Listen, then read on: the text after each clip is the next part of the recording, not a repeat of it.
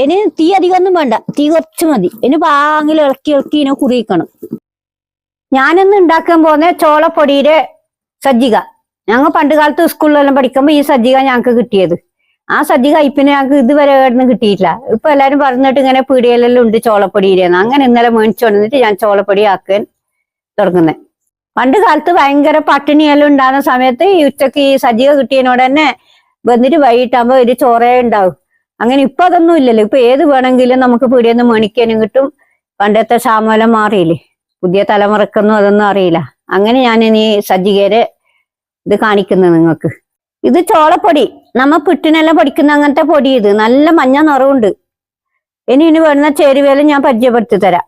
ഇത് നീരുള്ളി വലുത് മുറിച്ചത്, കടുക്, കരിയാമ്പല, ഉഴുന്ന്, ഉപ്പിന്റെ പൊടി, ഉണക്കമുളക് മുറിച്ച് വെച്ചത്, ഇത് പച്ചമുളക് മുറിച്ചത്, ഇഞ്ചി, ചെറിയ ഉള്ളി മുറിച്ചത്, നടുക്ക് തേങ്ങ, വെള്ളം, ആവശ്യത്തിന് എണ്ണ. ചോളപ്പൊടി പീടിയെന്ന് കിട്ടുമ്പോ വറുത്തിട്ട് കിട്ടുന്നില്ല. ഞാനിത് നേരത്തെ വറുത്തിട്ട് വെച്ചത്.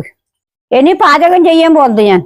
തീ നല്ലോണം പറ്റി ഞാൻ പാത്രം തീമാക്കുന്നു. ഇങ്ങനത്തെ എന്തുണ്ടാക്കുമ്പോൾ അടി നല്ല കട്ടി വേണം. അങ്ങനെ ഇതെല്ലാം കട്ടിയില്ല പാത്രം. എണ്ണ പോയിരുന്നു, കടുക് ഇടുന്നു, കടുക് വാങ്ങിൽ പൊട്ടുന്നുണ്ട്. ഉഴുന്ന് രണ്ടാമത് ഇടേണ്ടത്. മൂന്നാമത് മുളക് മുറിച്ചത്, ഇത് പച്ചമുളക് മുറിച്ചത്, ഇത് വെല്ലുള്ളി ഇടുന്നേ. ഉള്ളി രണ്ടും ഇട്ടു. ഇനി ഇഞ്ചി ഇടേണ്ടത്. പിന്നെ കരിയാമ്പല. ഇതിന് നല്ലോണം ഇളക്കണം.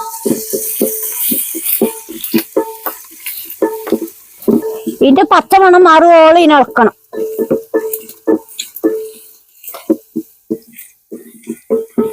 ചോളപ്പൊടി വറക്കുമ്പോഴേ നല്ല മണം വന്നു. അപ്പൊ നല്ല പാങ്ങുണ്ടാവും. ഇത് ചെറിയ ഉള്ളിയുടെയും വെല്ലുള്ളിയുടെയും എല്ലാം നല്ല മണം വന്നു. ഒരു പാകത്തേനായി നിറം മങ്ങുന്നുണ്ട്. ഇനി ഇടത്തേക്ക് വെള്ളം കൂട്ടണം. പച്ചവെള്ളം ഒഴിക്കുന്നു. ഇനി അപ്പന് ഉപ്പ് ഇടണം, അല്ലെങ്കിൽ ഉപ്പ് കലങ്ങിയില്ല. പാകത്തിന് ഉപ്പ്. ഇത് വെള്ളം തിളക്കുവോളം ഇതിനെ പറ്റി വെക്കണം. തിളച്ചു വന്ന് പാങ്ങില് തിളച്ചു. ഇത് പൊടി പാങ്ങില് വറുത്തിട്ട് വെച്ചതാ. ഇനി ഞാനിപ്പോ ഈ ചൂടുവെള്ളത്തിലേക്ക് ഇടുന്നു.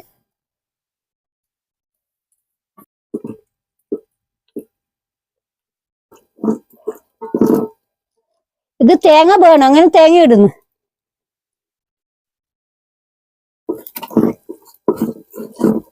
ഇനി തീ അധികമൊന്നും വേണ്ട, തീ കുറച്ച് മതി. ഇനി പാങ്ങിൽ ഇളക്കി ഇളക്കി ഇതിനെ കുറിയിക്കണം.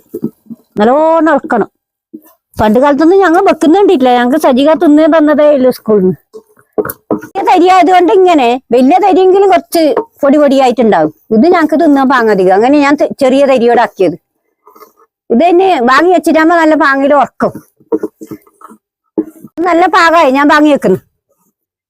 നല്ല മണമെല്ലാം വരുന്നുണ്ട്. കുറച്ച് നെയ്യ് ഒഴിച്ചെങ്കിൽ നല്ല പാങ്ങുണ്ടാവും. അങ്ങനെ നെയ്യ് ഒഴിക്കുന്നത്.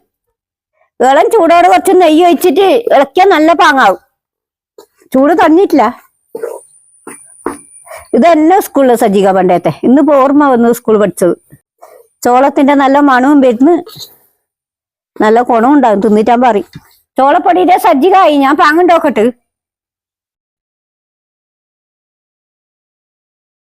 നല്ല പാങ്ങുണ്ട്.